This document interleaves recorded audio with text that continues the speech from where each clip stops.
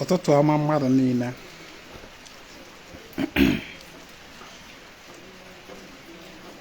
Asị m nke onye chiri ya zelu ma nzezere ibi ya. Onye ọ na-afọ bụ Chinonso Ezinwa Anaedo, Akajiọfọ Ogbuododo Niftorifte. O nwebụ tọpik mme ka m treat ya, mana ka m bugodo ụzọ mee nke a m depụtara ebe a. Ọdụ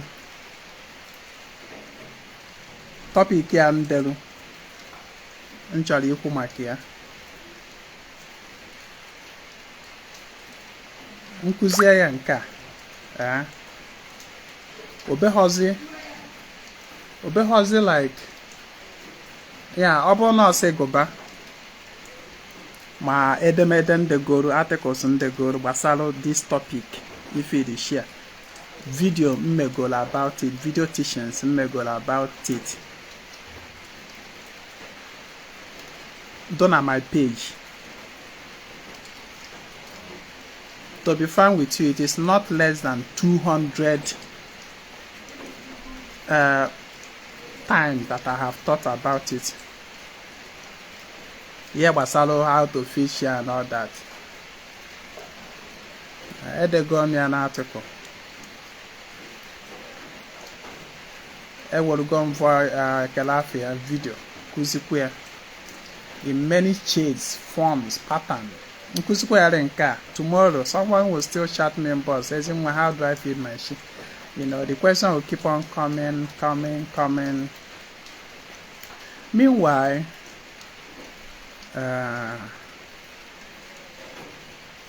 ihe m chọrọ ikuzi ebe otu ị ga-esi wee feed your chi gị na onwe gị. Mana malụ na o nwere ihe dị iche n'egbe na egbe. Enwere ihe dị iche na dibịa inyerewa nya imerụ gị certain things and gị nwe iji aka gị nye.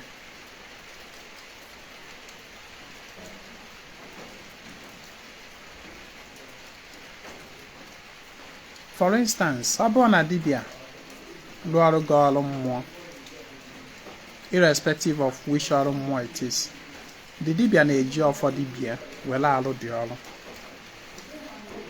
That ọfọ dibịa makes a whole lot of difference, but that does not mean you can't do it yourself without dibịa doing for you.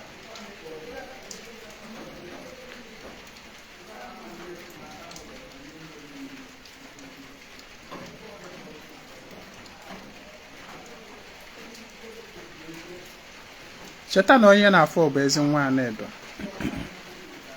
Tupu m gaa n'iru na ya bụ nkụzi anyị ji wee bịa tata, ka anyị chetakwala anyị maka the ongoing July ritual.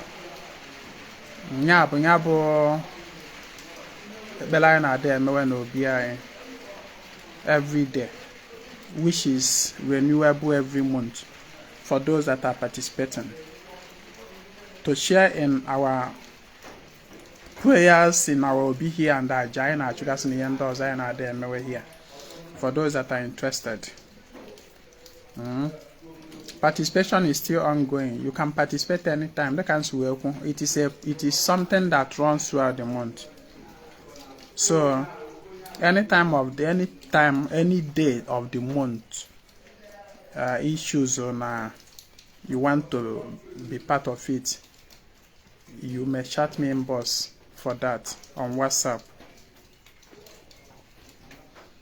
Participation in our monthly ritual it goes for a token amount, which I will tell you in box, and then you submit me your name and your petition.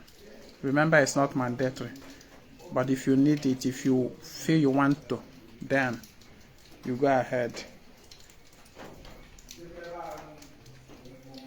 About the feeding of chi, ị ga-aghọta when we talk about inye nni ma obi ifirishi, it is a process by which it is an activity, a physical activity. The Catholic Church has no outward sign of an inward grace.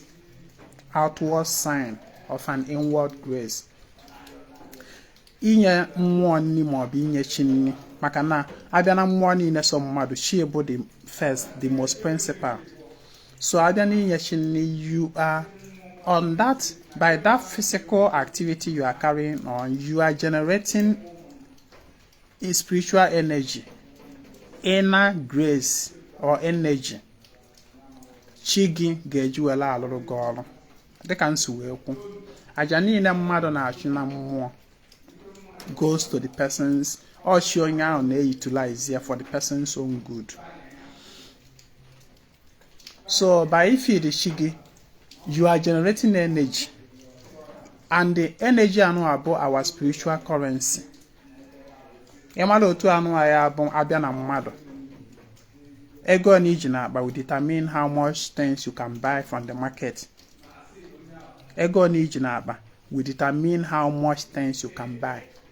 Otu aka ọ dị na mmụọ. Ịghọta, that's how much chi gị ga-emelụ gị is dependent on how much you have in your energy reservoir. In your energy reservoir. I always like to be scientific, or how do I say it? I'm like the principle behind ihe ha na-eme. And in a yeshigin neketa anwa, it does not mean that na in a yeshigin kachigi we bawalugi we mobo kachigi we. No, you are generating energy by every act you take. It's not more in your life, even by merely taking knowledge like this. By merely taking knowledge like this, and then a boy shigafa. Isi shi no nyake na gologia. Na na lokwe. No hedo ake na ya na ake aka omelu gen iwe kuchi e wa di oji e wopolu chige. You have generated some amount of energy. You have generated some amount of energy. Obligo no nzu like this. If la kwanzum. Ogo no nzu like this. Ke etoje otu ana. Isi o chimo ngo kan na amapulu nzu abiko. Ihe na-ekwu bụ ka ọ dịrị m na mma. Azụmahịa m ka ọ na-aga aga nka ikwucha ịmapụrụ ya chigo n'ala. You have generated some energy by that physical action. It has an inward grace. Yes, aga m mma na-eji ụmụ oyibo adị familiar to us wee na-akọwasị ife ahịa na amahụ. Ọ bụgo nọ mmanya ọkụ a mmanya na-aka ebi anaghị tachala obele. Iwere ekwu okwu isi chi na ị na-awụpụrụ ya mmanya biko ka o wee merụ gị ife. No nka ewopịa. First of all, aja ahụ ya na-achụ, because ụmụ ihe a bụ aja, weda ma ọ bụ nzu ka iji wee kwu tọpụ ma ọ bụ ji ka wata aja ka ọ bụ. Ịghọta ihe na ụmụ ihe a bụcha aja. Ogo na ọsụsọ mmanya ka eji ọsọ gbara were ekwu okwu tọpụ aja ka ị chọpụrụ. You understand? All this aja generates energy. They generate energy, spiritual energy. And this energy is stored in your personal energy tank, which your chi oversees. You got so any aja chi generates energy. And the energy about your spiritual currency. Chi now withdraw energy from it when I bolu gempa. When I akwụgwọ iji gasị na mmụọ. Maka na obibi mmadụ n'ụwa is based on contract azụmahịa. Na ihe ọma ọbụla meelu gị na ndụ, ọ chi gị gotelu gị, and ebe ka chi usi wee nweta ego o ji wee gị from your energy reservoir. Ịghọta ihe m na-ekwu? From your energy reservoir ka chi ujere wolu ego pase wee gotere gị that time. Ndụ ede arụ ike ime ị na-eme enjoy, arụ isi ike ị na-eme enjoy, ndụ ị na-eme enjoy. the environment, and so many things. We pay for our existence here. And your she is the one that offset all these bills. Your she offset all these bills by drawing energy, money from your energy reservoir. So whenever you are feeding your she, you are refilling your energy reservoir. You are refilling it. First of all, the energy goes into that your reservoir. Then from there, obri iwu obona ife yoro chigu we chunya baja no nya ka chigu ga-emeloge. I want you to get that first. Obri iwu na the purpose ka m were kwa oji a we ma atu ni iwo ni oji a keta iwori e we kwuo esi shimo onge ka na agolo oji a biko ihe na-ekwu okwu ya bụ nke ihe na-ada akpakari mmadụ oke ego na ihe na-ekwu okwu ya ebe ego biko gwa bụ shim kwa alụm ụzọ ego ka ego na-abata ka nke a na-eme nke nwere ibe nwan iwe kwuchi ịwa oji a ịwa ya ịtọpụrụ chi gị nke ya. The energy generated by this act, first of all, goes into your energy reservoir. It goes in there to top it.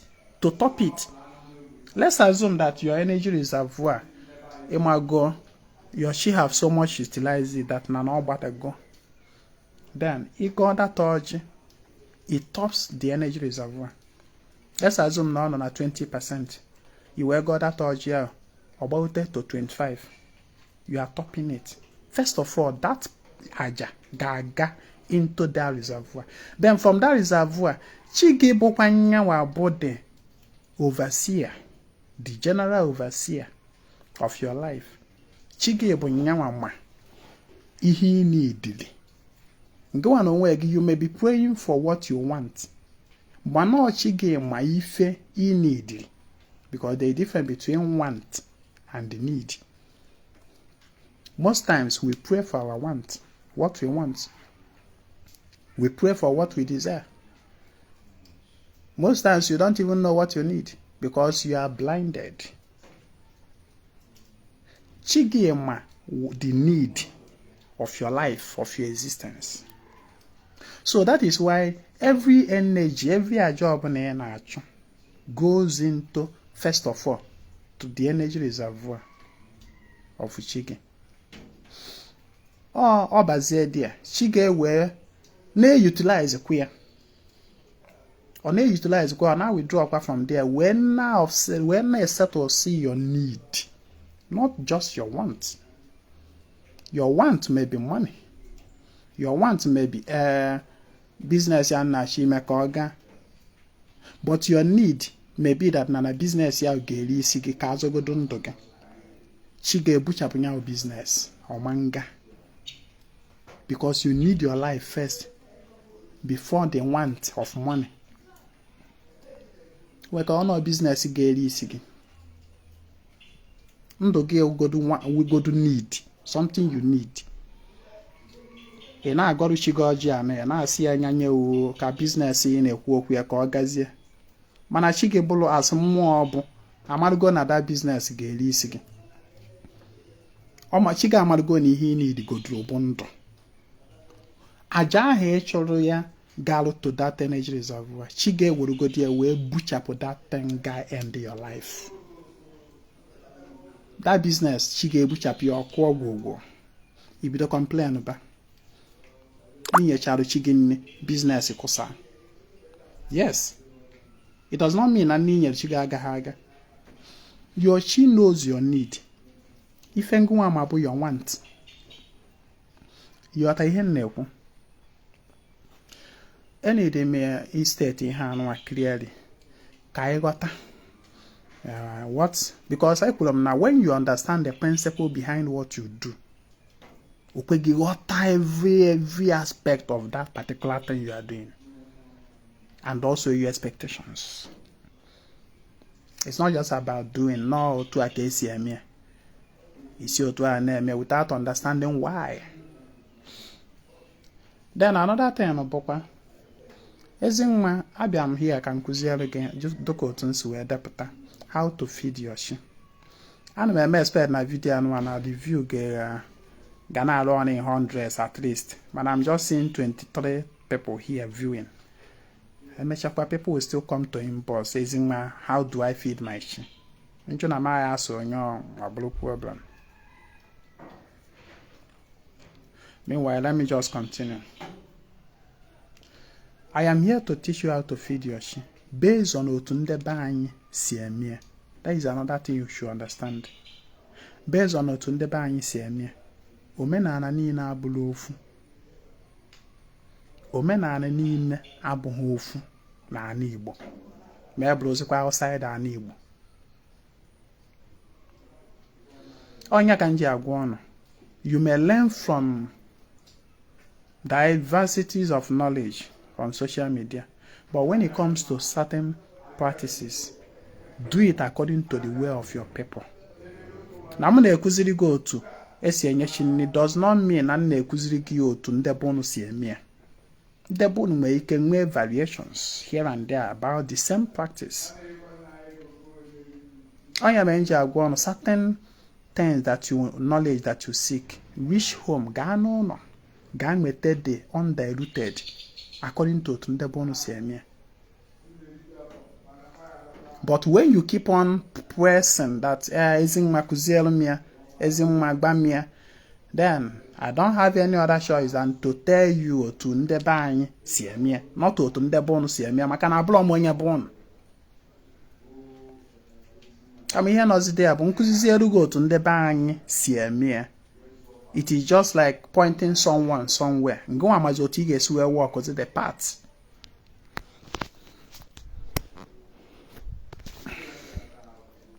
This my phone is fond of heating up. Man, we're in a live video.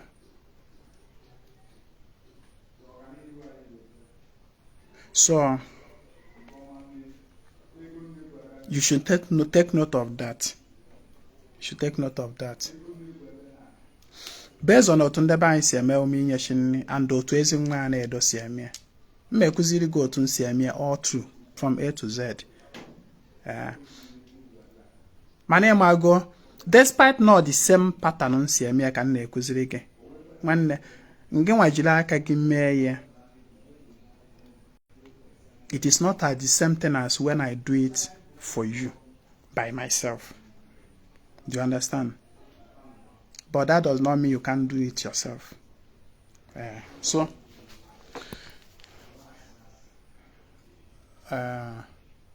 Like more and when items in jade mel me includes urge. I don't have all the materials here, so my teaching is going to be more of theory.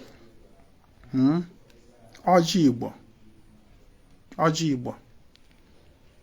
Ihe a bụ ọjị Igbo. Efula efela ọjị mbụ. Bụ ọjị ọna ka efula na 4. Bụ ọjị ena. I always advise people, you na-eme ihe gbasara ime mmụọ ọjị ma ọ bụ ime mmụọ ife. Have up to 4 ọjị. Because Igbo count by 4. Ọjị na represent the 4 market days. Even though n'ihe chọrọ ime just probably ofu nwa ọjị ka ị na-edere. But at least efele ahụ ọjị ahụ dị na ya zuo ọjị 4 na ya. It is significant.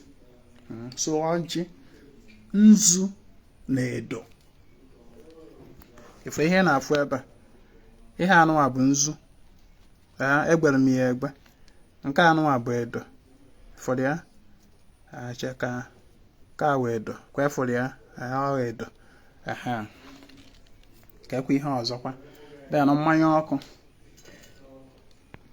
Ka mmanya ọkụ. Ka mmanya ọkụ ọdụ nke oyibo cha. Ka ụmụ akụshi anụwa.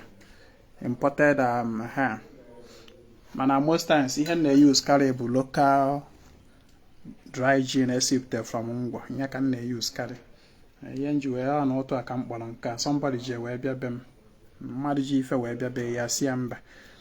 So I'm just using it to demonstrate. Man, any dry gin on a ruga, can you make use of it?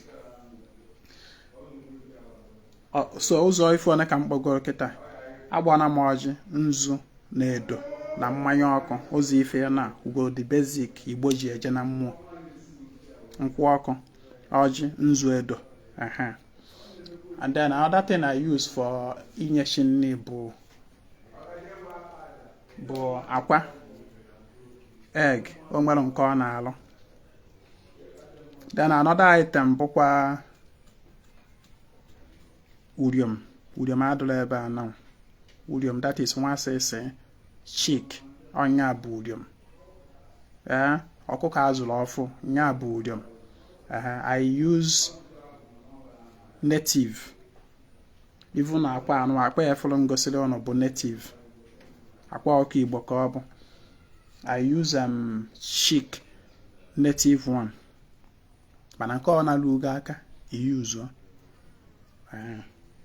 Then I use kekwe ihe ọzọkwa nji enye chi nni Ezinwa ji enye chi nni not agba m ọnụ ụmụ nkụzi anụ akwa o sokwa n'ihe ya mgbe ụfọdụ I get reluctant about it because it is not something that is universal. Na no ihe na-eme ka nye road map.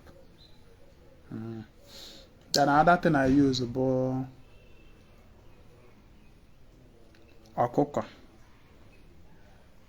maybe a cock maọbụ hen maọbụ ewu maọbụ egbunu anụ nke ọbụla lụrụ m aka even mgbe egosi m egbukwuru chi m efi mana ịmago na ewu a na-emele efi n'ala Igbo efi na-adị enwe reservations. There are some cultures that may forbid you using cow at some point and for some reasons. So for example nna gị nwụrụ anwụ egbubeghọrọ ya efi ije na-akpatụrụ chi gị efi ife ọ na problem ka ọ bụ. So all those kind of cultural traditional reservations. So that is why onye ka nji adị ekwu nna ịchọ ime certain thing bụ ụlọ jee jụọ ase jee jụọ ahụ jụ na abụọ nọ. So but basically ọkụkọ ewu ebunu all those ones normally ịbụrụ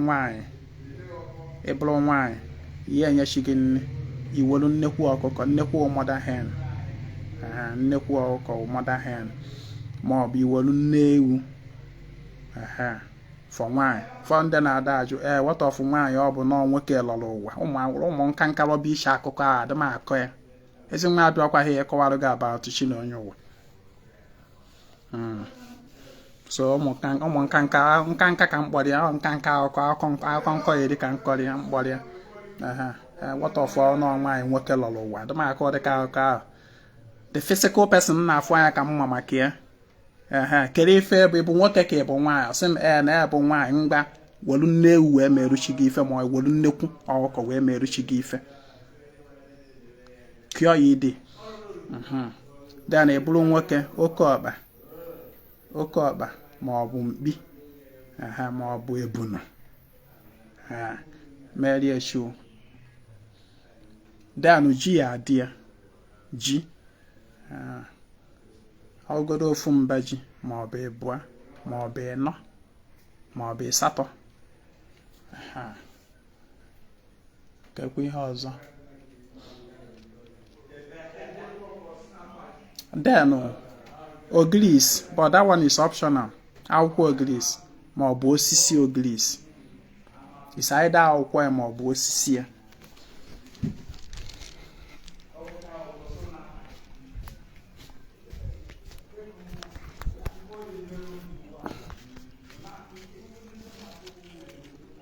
Ogris mmụọ ekenekwe m dị na ọka nke mmeji nkụzi.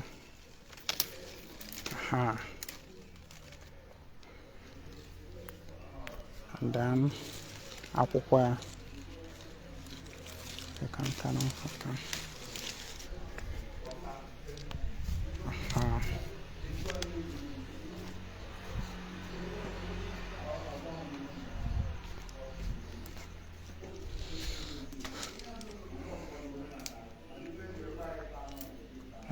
akwa no follow ihe abụ osisi ogris osisi ya osisi ogris Ono de kete enwe m ike katia odna o grease ka ọ bụ wori edewe na ala wori wee merụchi m ife. Is either na mujia ma ọ na mujia akwụkwọ grease like this. Ya akwụkwọ grease nkata ya otu edewe m ya na ala. Ịghọta ihe m na-ekwu? Any of this na ya na-afụ. Any of this na ya anyị na-afụ. Enwe m ike iji wee merụ feeding plate for shim. Is either na mujia nka ma ọ na mujia akwụkwọ ya. Any of them. All grease ka ọ gbado. Ịghọta ihe m na-ekwu? But whereby the grease is not available for me to access, then I do it on bare ground. Ana nkete flana nzodoro okwu. It's enough. If plain ana. Because ana will feeding place for both mmụọ na mmadụ. Ịghọta? So whereby there's no grease, I just do it na ana nkete. After all, again, not another go self. I'm a man on email my room. I'm a man on email room. Wolunzu ka second of webe. What question me about body or blah? Me say na floor na tiles in my room. Me say about chifuaria if you chakwa me everything. Me chakwa say Onye loka na loka na enwela angole. So, ihe anu abuse the items. Ezinwa Anaedo na-eji eme gịnị enyechi nri. Then another thing which you yourself may not get that I use bụzi ọfọ dibịa m. Ọfọ njiburu dibịa. Bute edewe m. Bute ọfọ ahụ the main thing. Ya ọfọ ahụ bụ the koko na-ebupụ dị ọrụ. When you are doing your own, my affordable will not be there for you. So you are just doing it on your own. So these are the materials I use for feeding of sheep. Now, people that always ask, how do I feed my sheep? Can we bear one? You always ask the same question. Man, go more no severally. Make go for right? Go more make go for. Let's assume na ihe njenyeshin na bụ this akwụkwọ grease. Let's assume na ọ bụ this akwụkwọ grease ka nji enyeshin nri na ka m chọrọ iji nyeshin nri. Then nke anụ bụ nzu. Nke a bụ nzu. Bite dodo na ya. Then nke a bụ ọjị. Then nke a bụ mmanya ọkụ. And then nke anụ bụ akwa. Ọ bụrụ na m bịa otu m si the first thing I do bụ uriom ka m na-ebu ụzọ eme nwa sese chick. Ịma ana m like m na-ekuzi ife ana m break it down that eburugodo iti bọrịbọ eburugodo nwapụ enozi you must understand it. And Onye mere nkuzi ife a na-ekuzi. Don't be angry if you ask questions and I don't answer you. If you ask questions I may not answer. Maka ihe niile m ekuzi da dị pure and clear enough. Ọ bụrụ na ị ga ihe nkwuru mana ịghọta ha gekwa ya ọzọ ntị na ịghọta. Ajụna m question because I may not answer. So ihe izi na-ada ebu ụzọ eme bụ uriom. Uriom ahụ ka m meji nweta uriom. Another thing ma akpọrọ afa bụ ose ọjị. Ose ọjị ga-adụ na ikpesara ịma. Na mmebugodo ụzọ were ose ọjị. Mkpụrụ ose ọjị were ejuchasịa alụ m. Of course, awụgoro m ahụ ụtụtụ na ma ọkwa aka ụtụtụ. Then ewere m ose ọjị ejuchasịa alụ m. Tụfuo. Na-eme ife anụnwa. Mma anọ fesi ebe anyanwụ si awanite. Fesi ebe anyanwụ si awanite. The east direction based on my location.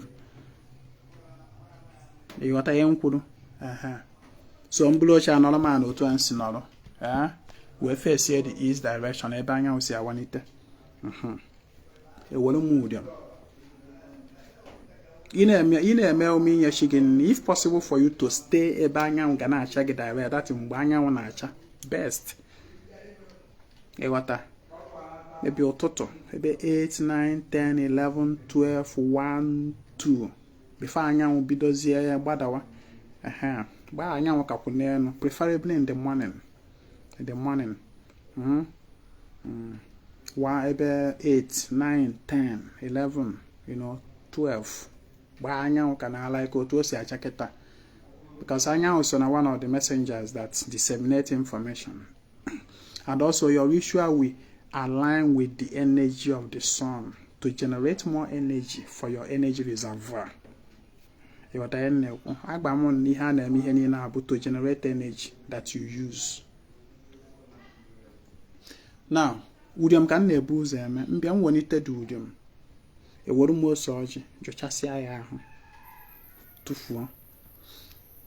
Then a jidemia no quiana, but would ye 1 year. A word me away walk washing. Cheta, Macande anajo. What if I don't know my shinem? Man can catch you dry, I don't know mass, I don't know mass. But for the sake of clarity here, well, I faggy when you're chicken me. As a nene, well, I faggy when you're chicken me. So I born and 1 year that tudium, for example, you share the 1 year may no need one young. It won't say. More abushi no says in one Anaedo. A bomber 5 years Bassiamolum. Odia. Moabu, a blown work, a blown wine, a wound body, a blown work, you walk odi, or we fail could, or you hear could. Now Moabu she no says in one Anaedo, Moabu codi, Ejimudia man will allow Bokushino one. Will allow Bokushino one. When I saw Kalo to Kipiana look in Nengi. Boli can go, but all I can hand it, call a little more. Ejimudio manaka when ye when ye quifa, when I want you wish him. More ebons or making it bath and more abuchino says in one Anaedo. O Kodia. Julia Maola Bokugiwabu, Onye, Chim. Makande ana Jom what if I don't know my shin name, na you sabi. Abia money, Hembera Bablia Colong story. Now Mujo man without Boguabushim when I saw a lot to what he can gag. Makano na uchi nwoke na aga ọkpọrọ ike nga maka ụfọdụ ndị na-ada ajụ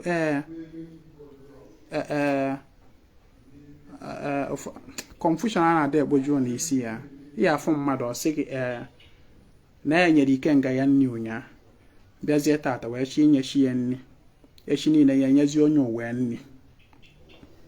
What a confusion. Agba mụ na Ezinwa is not an author of confusion no. As far as able worker, once you are feeding your chi, you are feeding your ikenga automatically. You got a hen neku. Namu Julia man, when I boy come with him so okay, lot to okay, then I look and get what is me, what he can gagnez me is getting a hand rico, my go well on 1 day and a chicken rico. When I look all. Unkucha a quom yabodium. N'iru anyanwụ eke olie afọ nkwọ emetụ m ya na ya ba akwụkwọ Greece ndewel nana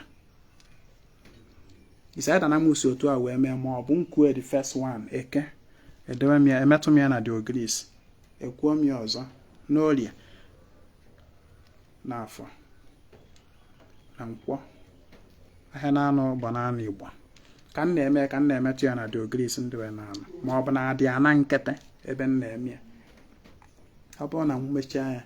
Then I went well to them. We be better notion. More back already. Or be hoping I got but my can yellow that I janna church on our manga. A word move your mouth, bay way bupia. Now muji quasi your man, Nisi more which says in one Anaedo. When they bay better notion, when they book we hope not bone huge on our he hope not being her good. Who can walk and what he hope not being hard he hensek. He handled he was our chichele. I think go up with him bosh. While I'm one in a shame beyond born ocean. You can get him beyond ocean. Ask me how my colonel Melum kills a cold West Salem, whoop on me how not be hard that she had one more and come on you one which wouldn't know your mouth, Pecasio malo. And get me any soon, eh? ugboro eno akajisia m ya ụkwụ na abụ atụfuo m ya tụọ ya n'ime ọfịa.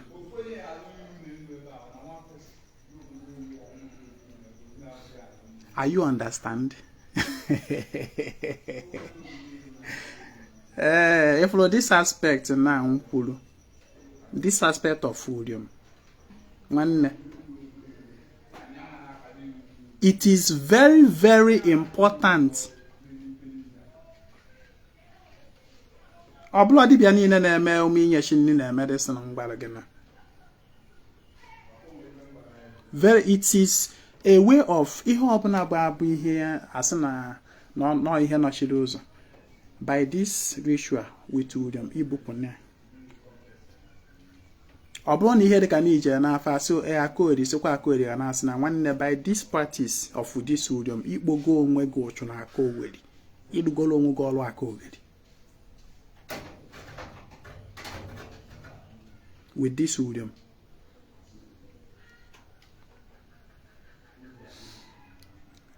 After Kimasidia, then you want easy aqua. I show me waste aqua, so I will not use it to cast any spell. So I'm keeping him a aqua on. So you were near aqua. Na kageza. After Kimasidia Kudium, awake you couldn't make a come up, you just continue. You were the aqua. It walk going up with shiggy. Normally, upon Ezinwa Anaedo. Money in the Soman major apa who wears a few. Money in the som. Nay, yes, you muniketa money and yellow gishigin. Apa, just like Nudium. And made Julium, I will walk home one in a monahai. Fabia, Bojo. Go to up as a wanita apa, or bloss a shim can japa his ewe. And made a shimiwe. Money in a more some, and my book of Fabia Zedi, when man do to medium Fabia Zedi, when my Jan Ben Nambian Zay, when man dish Ben Nambian Zay, when one mother Ben Nambian Zedi, when money in a long. Go what you go, man, the Benham and you couldn't animal walk with that aqua, Cabia Zay. So I want to make a Nkuchaya. On a Margonia, power my keys and more one way horse. A well me a Joshasio one now. Joshasio now, name me on me and easy. Uboleno. My nana, or Piawa. My own or Japan will be a Piawa because sometimes on my aqua. On my able and I'll tell them why I got an more further. Emma aqua, normally. Nibu aqua ketano more than our old bam or piano, if or near or you're here. I know a lot of for the age aqua were to a mark banana, form just bond. You were there, Nana. Capana yawa the lana or piawa if we all bounce or quack or hour. Dogan if I am able for Mars. So you have to pick it up again, map where the second time. I got wide. Upper place is you are part of the raw. Normally, opposite all down and two and or woman and cow now, we measure the word of my bam or bounce or color. I'm not from just bond. So, the message not there about the aqua should break and the water get the sanami. You are tired. Go where one and Maulon the by. Media he the sanana, Yawan ede obi more. I can hear you where one more on your butu. Yaka more down. So media by the sanana bon, Ibutu obi more. So media need the basanani. That happen. And my one many secrets here. So after that, with this method now, I want to go chi. Kehen you about to chi with that Udium. In my among the other day, about 3 days ago, some meditation about what to more. What to more is about beckoning on the more. As you go Udium, where what toward the more. Where what to you understand? Where it was here where you just here. So after come messing Kapa, a what is your munzu? What is your nzu? Ashemia. Anama Masana about poor Greece more than I never on Cholo, no, well, what in Yabushi. Anama Masanzu about when I mashimunzu when they would be open. Go Mazi Hegana Bam. gụọ ama ihe ịchọziri ana m amapụ nzu wee na-ekwu okwu ịmapụ nzu ablọkụ ị na ịda aka line n'ọjọs nchịrị ya efuru otu maka ọnụ ya onwe ha ajụ ndị mmadụ anaghị ada ajụ obere oge ajụ akwa how many line of nzu should I draw for my shi? I didn't say you should draw any line of nzu. Efuru nzu anụ adị m n'aka na nwere ya mmasa. Okay, this is akwụkwọ ogiri si na amasị ya na efuru ka nsi eme. That is ịmarụchi nzu. Before you bido jụọ m how many line of nzu ka mma aka ada, I'm not talking about that shit. So nchiri dị nzu na amasa dị a ewe m na-agwachi m okwu mmechakwa agbakelu m edo ewere m edo obere gbadikwa n'elu dị a nzu ka m na-ala ya karịa iji were akpọ mmụọ iru ma na-alụ ọrụ mmụọ then mmesizie ya eweruzie m ọjị weruzie m ọjị jide n'aka wee gọbaruchi m wee kwuba okwu. For those of you onye goro chi onne ndị nyegoro aka wee nye chi ha nne ọ na-awụ nruo na this stage of ọjị ịwarụ chi gị ọjị. Most cases ana m like ịkpọ onye ahụ na video call. Ọ bụ na m egoro uchi na you must have noticed this. Kpọọ na video call with ọjị ahụ nji n'aka ị nọrọ ebe ị nọ wee gbachigo okwu. So ihe nọ dị abụ iwelitezi ọjị a iwere wee gbazie chi gị the reason eji enye ya nne. Ekwucha ịwa dị ọjị ịwa ya ewe ya n'efere iwere ofu ibe ideweruchi ma ọ chọọ nke bụ ile ọjị akụzigoro m na ife bụ ile ọjị I will not repeat it here. Iwere nke bụ ile ọjị ideweruchi gị ma ọ bụ ịsada niile ọjị ma ọ bụ ịchọrọ nke bụ ọjị achọghị m ịwa ọjị a garala ọnụ chọọ m iwe for the sake of this station maka o nwere onye na-akwụ m ụgwọ this station wee ejigo m ya wee gwachachi m okwu right ngọcha ewe nwa ya a ma like before nwa ọjị agbụchasịa m ife kọvasịrị ya na after ka m jichara ya wee kpechie ekpere ọgịnịkwa. So mgbochasịa ịma ụmụ mgbere nọ n'ụlọ agwụ ma ike gwụrụ fa na ọzọ atụmụjọ fa na-ada efe na mụ na ha abụzi ofu.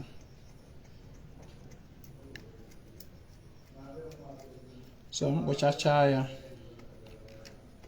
ifu na ịkpochasị ọjị ihe a na-eme ya ịkpochasị ya ihe adịgasị ya n'alụ it's also a prayer on its own. It's also an outward sign that has inward grace. It's a prayer on its own too. Ịkpochasị ọjị ife adịgasị ya n'alụ you are removing what? Coverages. Coverages na adịrọ mma over your life. That is what you are removing. Then ewe ngwa dị ọjị ewe ngwa ya ka m warịa awụnye m ya n'efere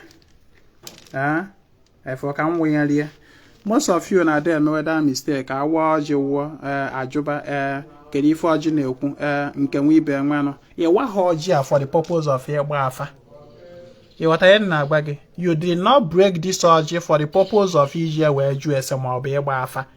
Therefore ọ bụrụ na ịwala na dị ọjị wụnye n'efere chọba nke bụ ile ọjị na-anọ akịta anụnwa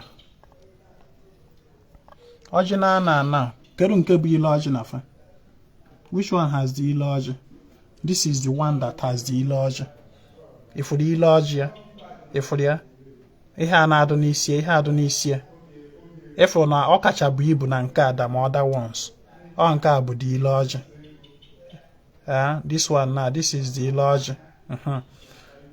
It's either na iwe dị edeweru chi gị na dị akwụkwọ ogirisi ma ọ bụ ịbụrụ nwaanyị ị nwere ike iwere ofu ọjị nwaanyị nye chi gị. Ịbụrụkwanụ nwoke ị nwere ike were nke bụ nwoke nye chi gị.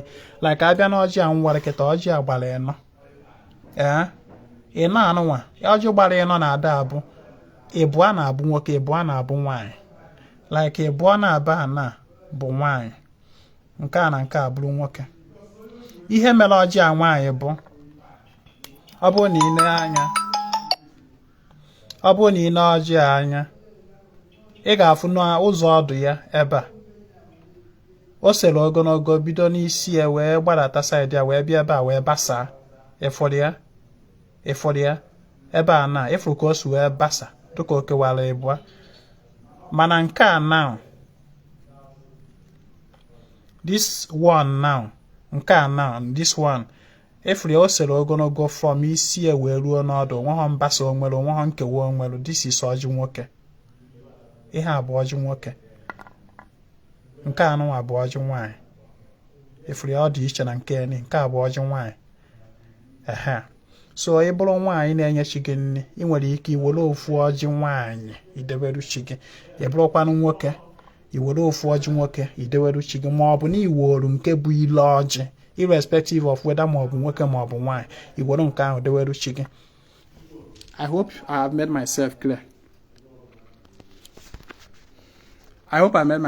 On that. Maka ihe gbasara ọjị ọ na-ada eji ya ajụ ajụ na-ada ewe mmadụ iwe mgbe ụfọdụ. Ma Ezinwa ada like a question because nkuzi m na-ada adị well explained. Ana m take time na nkuzi m kuzie ka o ya edo anya. That is why o nwere question ya ajụ ma o wee m iwe. Agba ngo okwu ọjọọ maka enwere m ọnụ ọjọọ. So that is it. Ọ bụrụ na ịwa ya iwere ofu ideweru chi gị iwere nke gị taa. Iwere ofu ideweru chi gị n'ebe anyị masara ya nzu na edo. Iwere nke gị ịta ọjị ịwarụ chi gị at least ogo na ịda atọ ọjị ogoro n'obere ka ya atụchala otu ịta ya n'ọnụ ya ba anaghị ọnụ maka na ọ bụ orikọ ka gị na chi gị na-eme orikọ bụ the highest form of worship. Communion onye ahụ communion a na-ekwu communion is to share together. You are eating together with chi gị. So ihe ị na-enye chi gị kwesịrị ịba gị n'ọnụ obere. Even edo ọjị ekere afe nzu ịmapụrụ chi gị mgbe ụfọdụ sef a na-emerụ chi m ife mmapụrụ chi m nzu atụchara m obere otu atinye n'ọnụ maka na nzu ka ọ bụ atụchara m obere nzu tinye n'ọnụ m odikọ ka ọ bụ ma ọ na m ọtụchara obere nzu ma onwe m n'iru. Yes, amara m chi m nzu makwazie onwe m. You understand? Maka na odikọ sharing together in common. That is communion. Then after ka ị mesịrị nke ọjị a ịgbalụ mmanya ịgbalụ mmanya ka m gbachalụ nke a obelekwa. All this material m na-use na nkuzi a unu ga-akwụ m ụgwọ ya I dey burn my data, they use my materials to teach. Emechaa some people akpọ ọnụ kọwa rubbish. Ndị ọgbara uru agba ọghọm echi niile kịta Ezinwa asị na ọ na-eme monthly ritual na a na-akwụ ụgwọ ibido jụba why must you be collecting money for monthly ritual nke nwe kọwa rubbish ofu mkpụrụ ife man sacrifice for anything you na-akọ rubbish. So this is nkwụ ọkụ mgbada na after ka m mesịrị nyechara chi m ọjị ịgbara m mmanya agbakwa m ihe okwu ka m gọọ n'ọjị ka m gọọ na mmanya ya ṅụrụ mmanya ka obi dị ya mma wee mere m ife ọma ịmaga okwukwe okwu atụsara m ya kpụm ma ọ bụ nke ahụ mgbaje mma agbaichara ya dị na agbarụzie m nke m nwa. Do you understand?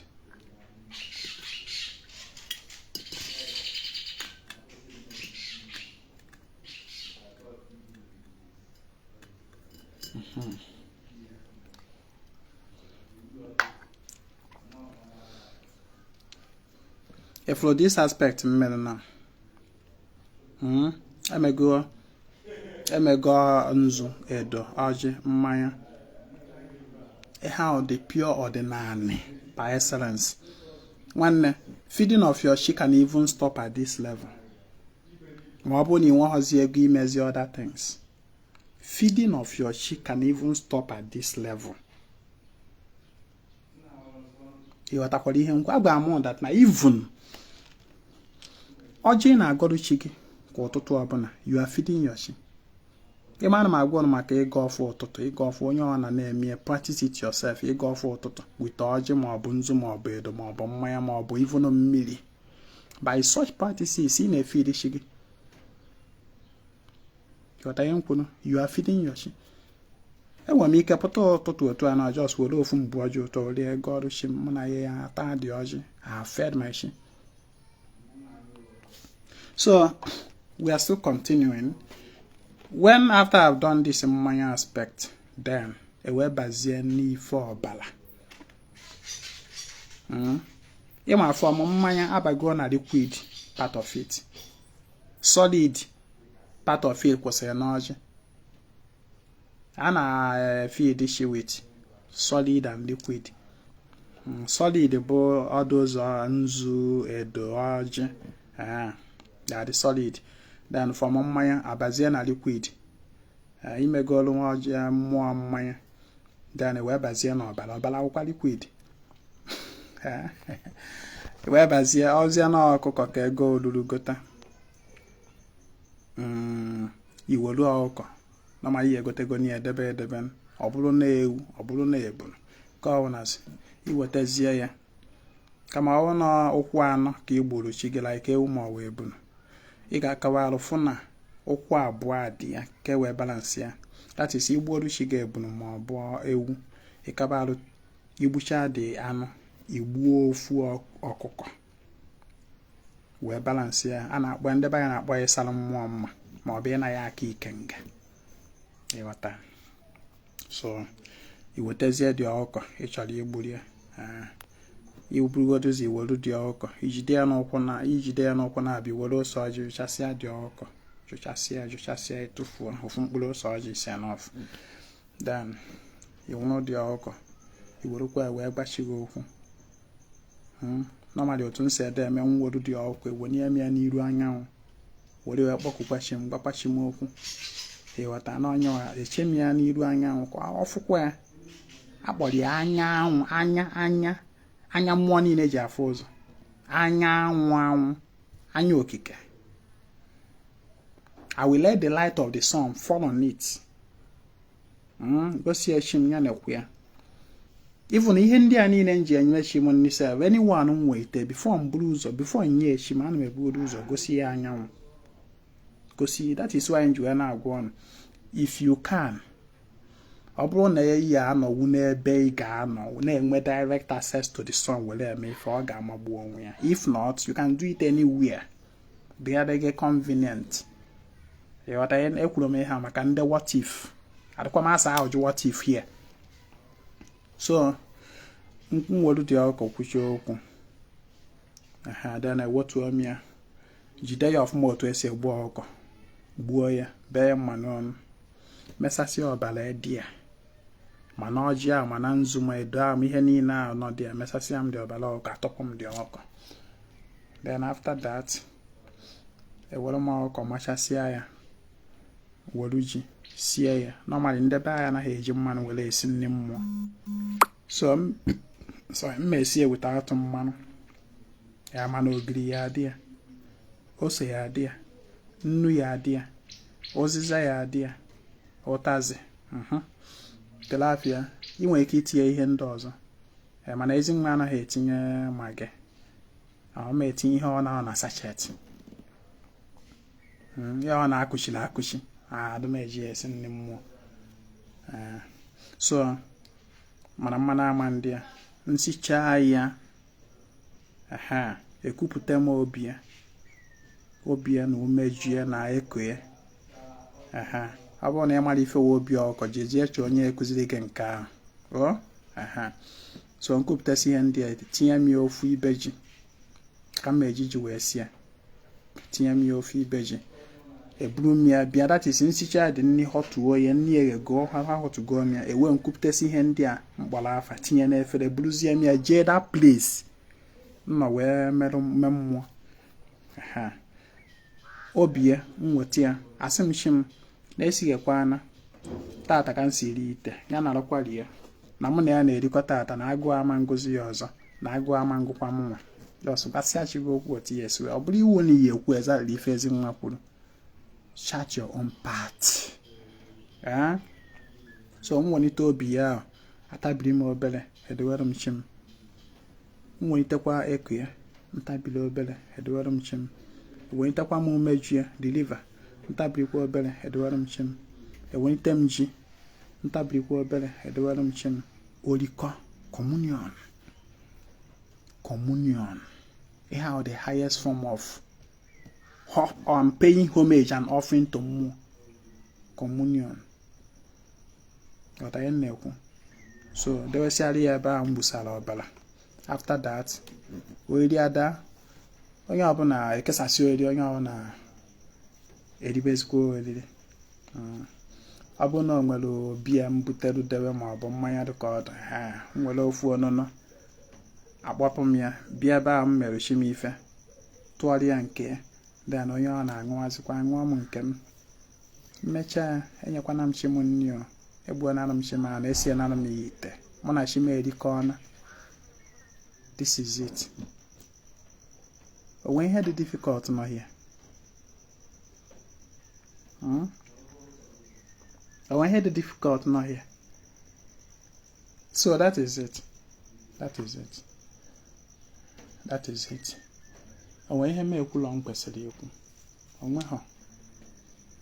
After ka emesịzịrị ị ga-ahapụ ihe niile ahụ dị ebe anyị nọ wee mịa o wee foghachi the next morning you may now sweep off everything. Anyị na-azazi ezi n'ụtụtụ echi ezi zapụsịzi ihe niile. So that is it. Ekenekwa ya m ọnụ. Nye aka wee tụsa ozi. Emere m expect na ndị ga-anọ here na-view this video ga-eru thousands, but I'm just seeing mmadụ 39 here. Echi niile kịta anụ okwuekwana in boss, not even echi, today somebody will still come in boss to ask me, Ezinwa, how do I feed my sheep? I have to stop here. Let me face other things. My name is Ezinwa Anaedo. I come for a total restoration of ordinary men and Igbo. Kamesian.